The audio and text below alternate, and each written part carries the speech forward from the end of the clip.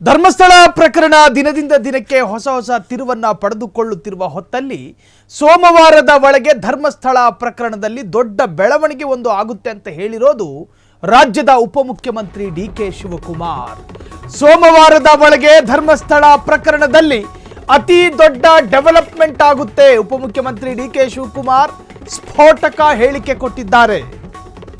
ನಾನು ಧರ್ಮಸ್ಥಳದ ಪರನೂ ಅಲ್ಲ, ವಿರುದ್ಧನೂ ಅಲ್ಲ. ತನಿಖೆ ನಡೀತಾ ಇದೆ. ಷಡ್ಯಂತ್ರ ಎಂದು ಹೇಳಲಾರೆ, ಷಡ್ಯಂತ್ರ ಅಂತ ಹೇಳಲಾರೆ.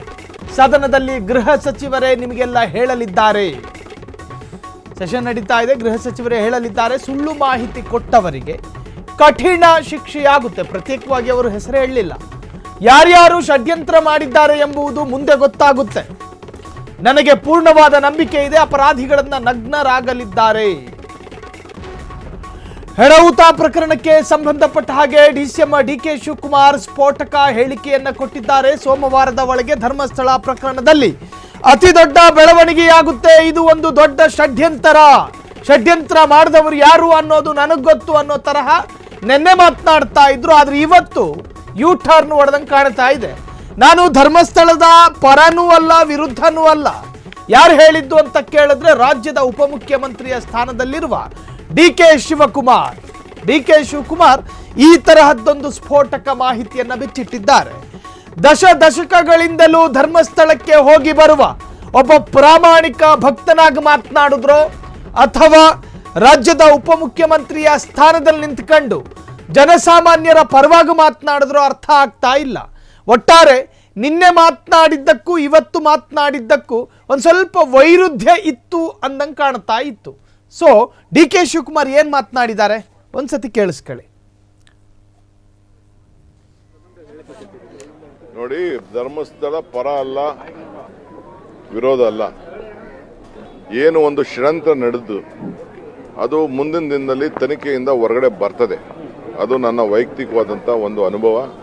ನಾಳೆ ನಮ್ಮ ಹೋಮ್ ಮಿನಿಸ್ಟರ್ ಅವರು ಅಸೆಂಬ್ಲಿಯಲ್ಲಿ ಉತ್ತರವನ್ನು ಕೊಡುವಂಥ ಸಂದರ್ಭದಲ್ಲಿ ಸೋಮವಾರ ಬಹುಶಃ ಏನು ಸತ್ಯ ಇದೆ ಆ ಸತ್ಯವನ್ನ ಈ ನಾಡಿನ ಜನತೆಗೆ ತಿಳಿಸ್ತಾರೆ ಅನ್ನೋ ಒಂದು ಆತ್ಮವಿಶ್ವಾಸ ನನಗೆ ವೈಯಕ್ತಿಕವಾಗಿದೆ. ಅದನ್ನ ನಮ್ಮ ಹೋಮ್ ಮಿನಿಸ್ಟರ್ ಅವರು ತಿಳಿಸ್ತಾರೆ. ನಾನು ಹೇಳಿದ್ದೇನೆ, ಹೋಮ್ ಮಿನಿಸ್ಟರ್ ಅವರು ತಿಳಿಸ್ತಾರೆ. ಮುಖ್ಯಮಂತ್ರಿಗಳು ಕೂಡ ಬಹಳ ಬದ್ಧತೆ ಇದೆ. ಮುಖ್ಯಮಂತ್ರಿಗಳಿಗೆ ಯಾರು ಕೂಡ ಸುಳ್ಳು ಮಾಡಿ ಷಡ್ಯಂತ್ರ ನಡೆಸಿ ಅಪಮಾನ ಅಪಚಾರ ಯಾವುದೇ ಧಾರ್ಮಿಕವಾದಂಥ ವಿಚಾರ ಇರ್ಬೋದು, ಯಾವುದೇ ವ್ಯಕ್ತಿಗಳಿರ್ಬೋದು ಮಾಡಬಾರ್ದು ಅನ್ನೋದು ಮುಖ್ಯಮಂತ್ರಿಗಳು ಈಗಾಗಲೇ ನಮಗೆಲ್ಲರೂ ಕೂಡ ತಿಳಿಸಿದ್ದಾರೆ. ಶಾಸಕಾಂಗ ಸಭೆಯಲ್ಲೂ ಕೂಡ ಅವರು ಕಟ್ಟುನಿಟ್ಟಿನ ಕ್ರಮವನ್ನು ಸುಳ್ಳೇನಾರಾಗಿದ್ದರೆ ಕಟ್ಟುನಿಟ್ಟಿನ ಕ್ರಮವನ್ನು ಕೈಗೊಳ್ಳಬೇಕು ಅನ್ನೋದು ಕೂಡ ನಮ್ಮ ಸರ್ಕಾರದ ಒಂದು ದೊಡ್ಡ ಚಿಂತನೆ.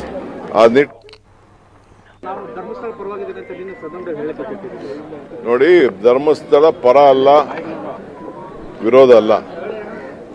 ಏನು ಒಂದು ಷಡ್ಯಂತ್ರ ನಡೆದು ಅದು ಮುಂದಿನ ದಿನದಲ್ಲಿ ತನಿಖೆಯಿಂದ ಹೊರಗಡೆ ಬರ್ತದೆ. ಅದು ನನ್ನ ವೈಯಕ್ತಿಕವಾದಂಥ ಒಂದು ಅನುಭವ. ನಾಳೆ ನಮ್ಮ ಹೋಮ್ ಮಿನಿಸ್ಟರ್ ಅವರು ಅಸೆಂಬ್ಲಿಯಲ್ಲಿ ಉತ್ತರವನ್ನು ಕೊಡುವಂಥ ಸಂದರ್ಭದಲ್ಲಿ ಸೋಮವಾರ ಬಹುಶಃ ಏನು ಸತ್ಯ ಇದೆ ಆ ಸತ್ಯವನ್ನ ಈ ನಾಡಿನ ಜನತೆಗೆ ತಿಳಿಸ್ತಾರೆ ಅನ್ನೋ ಒಂದು ಆತ್ಮವಿಶ್ವಾಸ ನನಗೆ ವೈಯಕ್ತಿಕವಾಗಿದೆ. ಅದನ್ನ ನಮ್ಮ ಹೋಮ್ ಮಿನಿಸ್ಟರ್ ಅವರು ತಿಳಿಸ್ತಾರೆ. ನಾನು ಹೇಳಿದ್ದೇನೆ, ಹೋಮ್ ಮಿನಿಸ್ಟರ್ ಅವರು ತಿಳಿಸ್ತಾರೆ. ಮುಖ್ಯಮಂತ್ರಿಗಳು ಕೂಡ ಬಹಳ ಬದ್ಧತೆ ಇದೆ. ಮುಖ್ಯಮಂತ್ರಿಗಳಿಗೆ ಯಾರು ಕೂಡ ಸುಳ್ಳು ಮಾಡಿ ಷಡ್ಯಂತ್ರ ನಡೆಸಿ ಅಪಮಾನ ಅಪಚಾರ ಯಾವುದೇ ಧಾರ್ಮಿಕವಾದಂಥ ವಿಚಾರ ಇರ್ಬೋದು, ಯಾವುದೇ ವ್ಯಕ್ತಿಗಳಿರ್ಬೋದು ಮಾಡಬಾರ್ದು ಅನ್ನೋದು ಮುಖ್ಯಮಂತ್ರಿಗಳು ಈಗಾಗಲೇ ನಮಗೆಲ್ಲರೂ ಕೂಡ ತಿಳಿಸಿದ್ದಾರೆ. ಶಾಸಕಾಂಗ ಸಭೆಯಲ್ಲೂ ಕೂಡ ಅವರು ಕಟ್ಟುನಿಟ್ಟಿನ ಕ್ರಮವನ್ನು ಸುಳ್ಳೇನಾರಾಗಿದ್ದರೆ ಕಟ್ಟುನಿಟ್ಟಿನ ಕ್ರಮವನ್ನು ಕೈಗೊಳ್ಳಬೇಕು ಅನ್ನೋದು ಕೂಡ ನಮ್ಮ ಸರ್ಕಾರದ ಒಂದು ದೊಡ್ಡ ಚಿಂತನೆ. ಸೊ ಇದು ಡಿಕೆ ಶಿವಕುಮಾರ್ ಅವರು ಮಾತನಾಡಿರುವಂತಹದ್ದು ನಿನ್ನೆ ದಿನ. ಹಾಗಾದ್ರೆ ನಿನ್ನೆ ದಿನ ಇದೇ ಡಿಕೆ ಶಿವಕುಮಾರ್ ಇದೇ ವಿಚಾರಕ್ಕೆ ಸಂಬಂಧಪಟ್ಟ ಹಾಗೆ ಮಾತನಾಡಿದ್ರು. ಹಾಗಾದ್ರೆ ಏನ್ ಮಾತನಾಡಿದ್ರು ನಿನ್ನೆ ಕೇಳಿಸ್ಕೊಳ್ಳಿ. ಬಹಳ ದೊಡ್ಡ ಷಡ್ಯಂತ್ರ ನಡೆದಿದೆ. ಇದೊಂದು ದೊಡ್ಡ ಷಡ್ಯಂತ್ರ.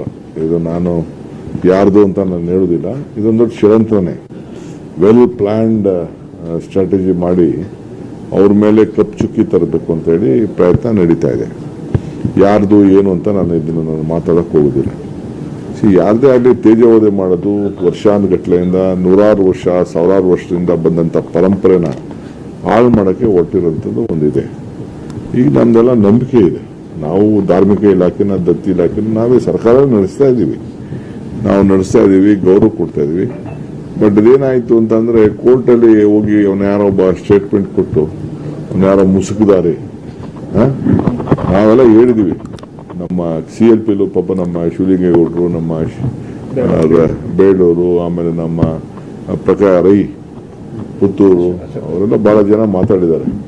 ನಾವಂತೂ ಫಸ್ಟ್ ಯಾರು ತಪ್ಪಿಸ್ತು ಈ ತರ ಮಿಸ್ಗೈಡ್ ಮಾಡ್ತಾ ಇದ್ದಾರೆ, ಅಪಪ್ರಚಾರ ಮಾಡ್ತಾರೆ, ಷಡ್ಯಂತ್ರ ಎಲ್ಲ ಡೀಪಾಗಿ ಹೋಗಿ ಕಾನೂನು ರೀತಿ ಕ್ರಮ ಕೈಗೊಳ್ಳಬೇಕು ಅಂತ ಹೇಳಿದ್ದೀನಿ. ಚೀಫ್ ಮಿನಿಸ್ಟರ್ ಕೂಡ ಹೇಳಿದ್ದಾರೆ, ನಿರ್ದಾಕ್ಷಿಣ್ಯವಾಗಿ ಕ್ರಮ ಕೈಗೊಳ್ಳಬೇಕು ಅಂತ ಚೀಫ್ ಮಿನಿಸ್ಟರ್ ಕೂಡ ಹೇಳಿದ್ದಾರೆ. ನಮ್ಮ ಹತ್ರ ಮಾತಾಡಿದ್ದಾರೆ. ಸೊ ಅದಕ್ಕೆ ಹೋಮ್ ಮಿನಿಸ್ಟರ್ ರಿಪ್ಲೈ ಮಾಡಿ ಬಹಳ ದೊಡ್ಡ ನೋಡಿ, ಧರ್ಮಸ್ಥಳ ಪರ ಅಲ್ಲ, ವಿರೋಧ ಅಲ್ಲ. ಏನು ಒಂದು ಷಡ್ಯಂತ್ರ ನಡೆದು ಅದು ಮುಂದಿನ ದಿನದಲ್ಲಿ ತನಿಖೆಯಿಂದ ಹೊರಗಡೆ ಬರ್ತದೆ. ಸೊ ನಿನ್ನೆ ಮಾತನಾಡಿದ್ದನ್ನು ಕೂಡ ನೀವು ಗಮನಿಸ್ತಾ ಇದ್ರಿ. ಅವರ ಪ್ರತಿಯೊಂದು ಮಾತಿನ ಸಾಲುಗಳಲ್ಲೂ ಕೂಡ ಇದು ಷಡ್ಯಂತರ, ಯಾರೋ ಒಬ್ಬನನ್ನ ಮುಂದೆ ಬಿಟ್ಟು ಇದು ಒಂದು ಪ್ಲಾನ್ಡ್ ಆಗಿ, ವೆಲ್ ಪ್ಲಾನ್ಡ್ ಆಗಿ, ಯಾರೋ ತರಬೇತಿ ಪಡೆದವರ ಹಾಗೆ ಇದನ್ನ ಸ್ಕ್ರಿಪ್ಟೆಡ್ ಆಗಿ ಆಗ್ತಾ ಇರುವಂತಹ ಹಾಗೆ ಕಾಣ್ತಾ ಇದೆ ಎನ್ನುವಂಥ ಒಂದು ಅಭಿಪ್ರಾಯವನ್ನು ವ್ಯಕ್ತಪಡಿಸಿದ್ರು. ಆದರೆ ಇವತ್ತು ಆ ಮಾತುಗಳಿರಲಿಲ್ಲ. ನಾನು ಧರ್ಮಸ್ಥಳದ ಪರಾನೂ ಅಲ್ಲ, ವಿರುದ್ಧನೂ ಅಲ್ಲ, ತನಿಖೆ ನಡೀತಾ ಇದೆ. ಜಿ ಪರಮೇಶ್ವರ್ ಅವ್ರ ಜೊತೆ ನಾನು ಹೇಳ್ತೀನಿ, ಷಡ್ಯಂತ್ರ ಅಂತ ನಾನು ಹೇಳೋದಿಲ್ಲ. ಜಿ ಪರಮೇಶ್ವರ್ ಅವರು ಈ ತನಿಖೆಯಲ್ಲಿ ಏನೇನು ಸತ್ಯಾಸತ್ಯತೆಗಳು ಕಂಡು ಹಿಡಿದಿದ್ದಾರೆ, SITಗಳು, ಅದನ್ನೆಲ್ಲವನ್ನು ಕೂಡ ನಿಮ್ಮ ಮುಂದೆ ಇಡಲಿದ್ದಾರೆ ಅಂತ ಹೇಳಿ ಜಿ ಪರಮೇಶ್ವರ್ ಅವರ ಹೆಗಲ ಮೇಲೆ ಬಂದೂಕು ಇಟ್ಟು ಬ್ಲಾಸ್ಟ್ ಮಾಡಿದ್ರು ಅಥವಾ ಮತ್ತೊಂದು ಮಾಡಿದ್ರು ಗೊತ್ತಿಲ್ಲ. ಒಟ್ಟಾರೆ ನಿನ್ನೆ ಮತ್ತು ಇವತ್ತಿನ ಸ್ಟೇಟ್ಮೆಂಟ್ಗಳಲ್ಲಿ ಸ್ವಲ್ಪ ಬದಲಾವಣೆಗಳನ್ನು ಗಮನಿಸ್ತಾ ಇದ್ದೀವಿ. ಕ್ಷಣ ಕ್ಷಣದ ಸುದ್ದಿಗಳಿಗಾಗಿ ಫ್ರೀಡಂ ಟಿವಿ ಸಬ್ಸ್ಕ್ರೈಬ್ ಮಾಡಿ, ಲೈಕ್ ಮಾಡಿ ಹಾಗೂ ಫಾಲೋ ಮಾಡಿ. ಹೊಸ ಸುದ್ದಿಗಳ ನೋಟಿಫಿಕೇಶನ್ಗಾಗಿ ಬೆಲ್ ಐಕಾನ್ ಮೇಲೆ ಕ್ಲಿಕ್ ಮಾಡಿ.